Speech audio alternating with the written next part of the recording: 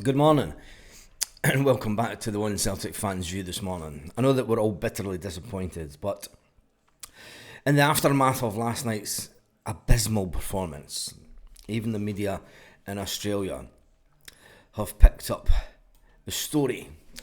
Bitterly disappointed, Angie's ex-club humiliated by 113th ranked Minnow in a qualifying Champions League shootout. It's no surprise to me, and I have no joy in saying I told you so, Celtic. As soon as we knew who we were playing, Slovan Bratislava or an unknown team from Kazakhstan, I watched both legs and I saw how they played. I spoke about it. I spoke about it on videos, and I told the fans the way that they would play at their home ground in Kazakhstan. They changed their formation a bit. They went from a 4-2-3-1 that they did against Slovan Bratislava, but they had players out, and they went for a 4-3-3 last night. But they went the defensive way that I said that they would. They went to a back seven. They went and never wanted to cross the halfway line. They had a game plan. Every team in the SPFL now knows how to play when they come to Celtic Park. And it's disappointing. And I'm devastated. I am completely devastated. There's one comment that I kept from last night. Sack Rodgers now, his tactics are terrible. He's went stale now. Is it Brendan Rodgers? Is it the players? When we look at the team who started last night, everyone was quite confident with the team. I said, look, a 1-0 win will do us. There's the Dyson Maeda question. There's the Yang question. I think only two players, in my opinion, got pass marks from last night. And that's two young players that came off the bench and came through the system at Celtic. Young Donovan and Murray are the future of the club. Yes, they're just young, they're inexperienced, and they're maybe not at the level that they need to be just yet, but they are the future of the club. And they give us a little bit of hope that there are players that are at Celtic that want to be at Celtic. Now that then opens up questions. Brendan Rodgers said a few interviews ago, I don't know if it was last week, he said, look, there are people at the club that are maybe thinking, look, they've one eye on the transfer window. Brendan Rodgers says, look, Celtic pay your wages, your money goes into the bank at the end of the month, and when it goes into the bank, it's Celtic FC that's on the bank slip. On your statement, when you log in at Celtic FC, so you try 110%. Who was he talking about? Was he talking about Dyson Maeda? Was he talking about Rio Hatate? Was he talking about Yang? Because I think there's a lot of fans this morning would gladly walk Yang down to Norwich now, and hopefully Celtic see it in their sense to get rid of that player as quick as possible. Because I don't know what Brendan Rodgers sees in him, and I'm starting to question Brendan Rodgers myself. As a person who's backed Brendan Rodgers to stay the 3 years, I think this will be the most difficult year of watching football in our lives if he does. And he will stay, unless a certain club in England come in for him. Celtic will not be looking to... I mean...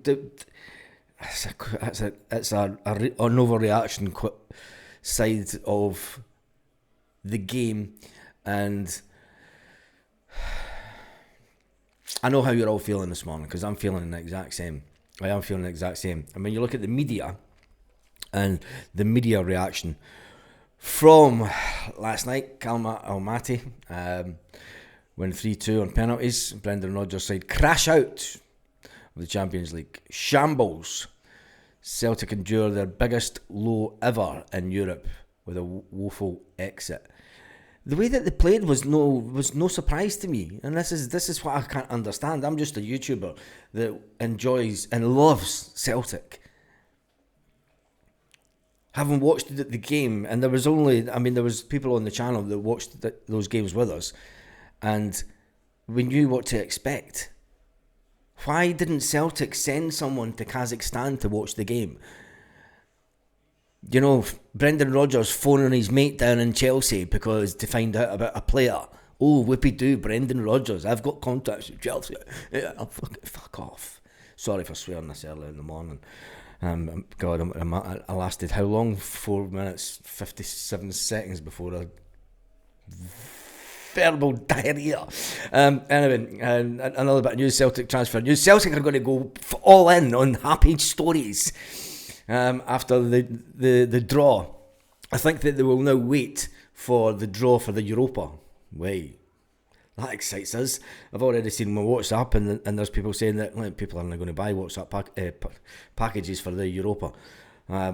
It could be like the Ronnie Dyler year where you've got a big section closed, but I doubt it because you've got enough Celtic fans that will want to fill the ground this day and age. Celtic blow £40 million Champions League jackpot with Cara Almaty as the board braces itself for what? Fucking the fans need to let the board know exactly how they feel. And I don't just mean the Green Brigade, and I don't just mean the boys. I mean, if you really, really love Celtic and you go to games, get up off your arse, and even if you're in the main stand, let those buggers know exactly what you think of them. Because going in unprepared was an absolute disgrace. Carrot nil, Celtic nil, as it happened with the hoops out of the Champions League. Boca Juniors fans issue interesting reaction to Celtic closing in on Marcelo, and it was good to see the images of Marcelo leaving South America and heading over to London to do his medical. And when he steps off the plane this morning, he's going to be thinking, God, that was lovely, wasn't it? Anyway, I think that Celtic need a minimum before the transfer window ends. The two bright sparks for me was Colbin Donovan, and Dane Murray. I think that they were two bright sparks in the team last night. Callum McGregor needs better players round about him. People say Captain Invisible and all the rest of it. And you've got to remember that Callum grew up through this team with a better standard of player in midfield with him. You know, he was the one that was a level below everyone else. Now Callum's meant to be head and shoulders above everyone else. He's never been that type of player. He's a fantastic player, but when you've got the likes of Rio Hatate, who is... I never understand Rio and his mentality, that when he gives the ball away or he gets put down on his arse, that he walks like this. Get up, focus, see what's going on, move, interact. There's so many players that we could have a dig about last night. But was it the players' fault? Was it Brendan Rodgers? Was it John Kennedy? Was it Gavin Strachan? When Brendan Rodgers does leave, I hope that Celtic find a manager that has the balls to chuck those guys out. Because they're part of the problem. Yes, you can say that they've been part of the experience that we've had over the years, but we've went stale.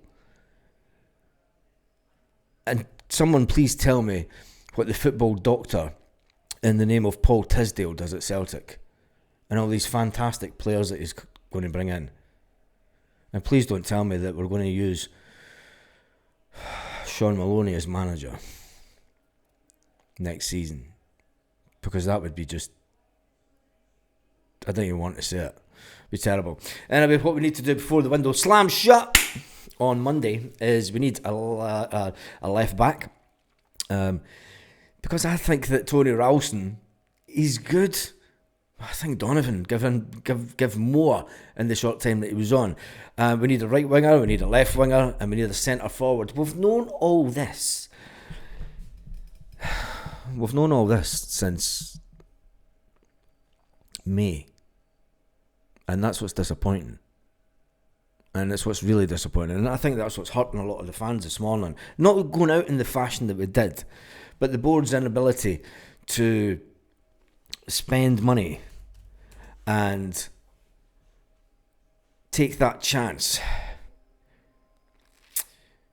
Chris Sutton took to Twitter last night. The gamble didn't pay off. Turning phone off.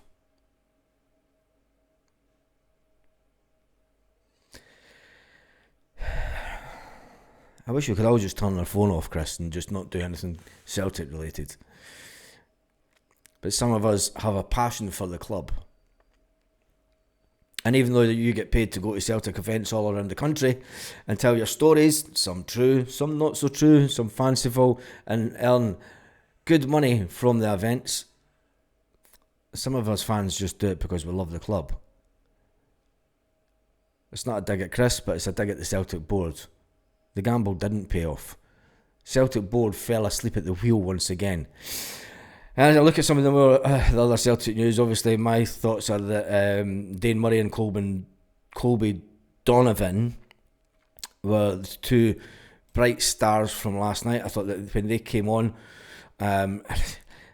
young Donovan, when he gets in the box and he's away up there and he just tries to get that ball back. If we had got a goal for that, it would have been fantastic for the young lad to have an assist.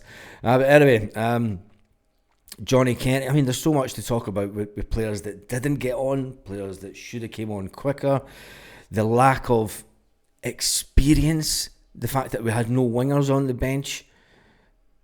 This all comes down to the board.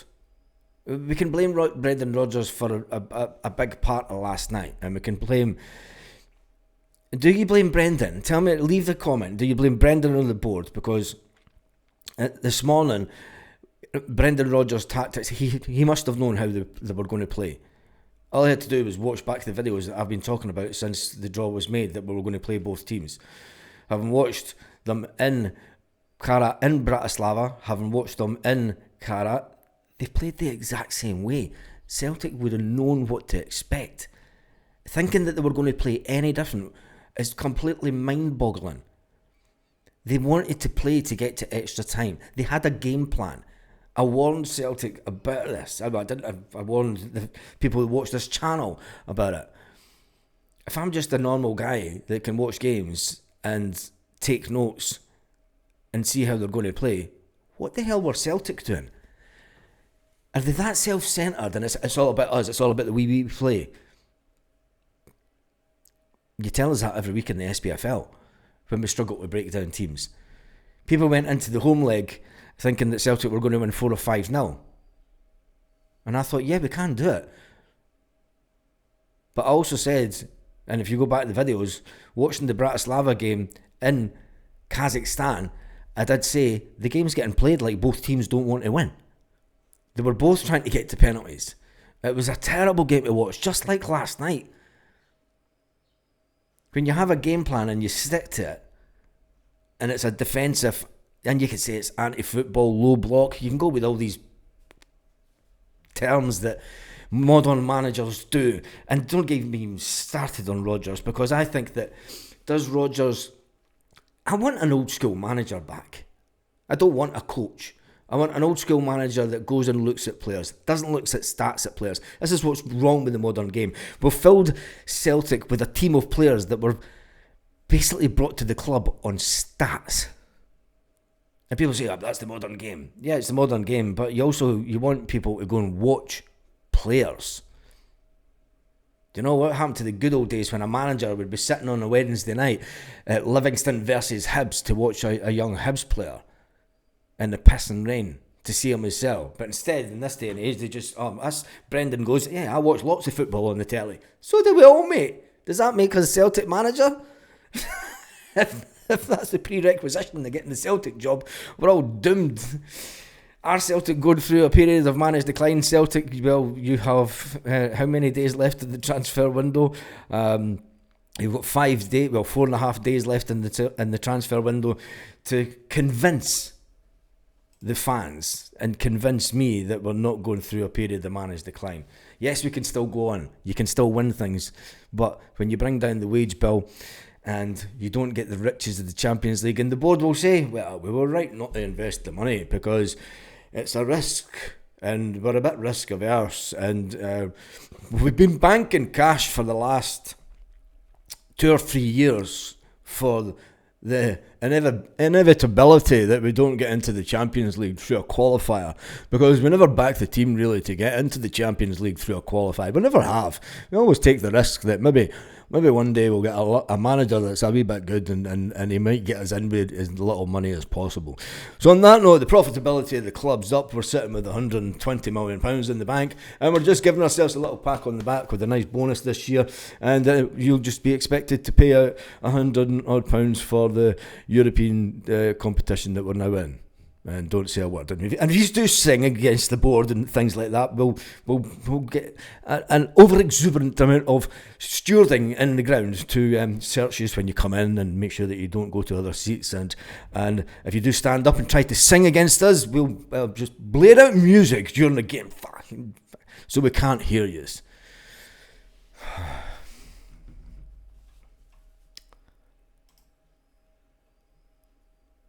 It's never easy being a Celtic fan. And is Ricky right? Do we sack Rodgers? His tactics are terrible. He went stale. He went stale the last time when he went into his third season. A lot of us were fed up with his football. A lot of us were fed up with Martin O'Neill's football in his final year. A lot of us were kind of fed up with Ange Postecoglou's football. It was getting too predictable. Celtic are too predictable. The game last night was too predictable. The whole coming back to point of attack. Brendan Rodgers, I thought during this summer, was going to change things up a bit. Change it to a 3-5-2. He's changed the formation. Yes, I'll give him his due. He's changed the formation for a 4-2-3-1 formation. But it's not working. We saw him kind of in games go to a 3-5-2. I think that Celtic need to play a 3-5-2. If we've got any ambition in Europe this year, in the Europa, we need to go to a 3-5-2. In my own personal opinion, I think that the way that teams play in Europe now, especially some of these smaller so-called teams, I did say, and I've been saying for weeks, ranking doesn't matter with Carrot. It doesn't matter. I've seen it with my own eyes how they're going to play against us. You know, it could be the worst club in the world. They defend well, they sit back well, they're compact. They play the low block better than anybody in the SPFL. And how Brendan didn't know that. And maybe he did. And he set up a team and you're thinking, yep, he set up that team. He's got Forrest, Yang. You talk about Yang. Give me 3 words to describe Yang in the comment section if you're still managing to watch the video to this time. Because there was one time that he gets the ball and he's going up the wing. And he kicks up the wing to nobody. There's nobody.